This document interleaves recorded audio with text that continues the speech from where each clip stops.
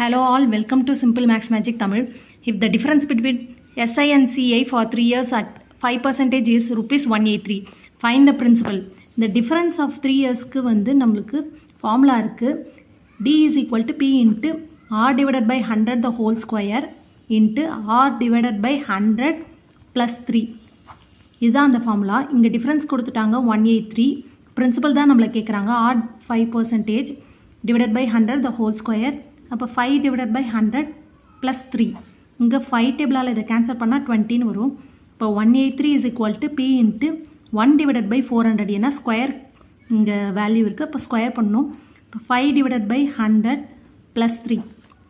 இப்போ 183 இது இந்த பக்கம் போச்சுன்னா மல்டிப்ளிகேஷனில் வரும். அப்போ 400 is equal to P into 5 plus 300 divided by 100ன்னு வரும். இப்போ 183 into 400 is equal to P into 305 divided by 100ன்னு வரும். இந்த பிரின்சிபல் மட்டும் இங்கே வச்சுப்போம். இதெல்லாம் இந்த பக்கம் போச்சுன்னா ரிவர்ஸில் வரும். அப்போ 183 into 400 100 மல்டிப்ளிகேஷனில் வரும்.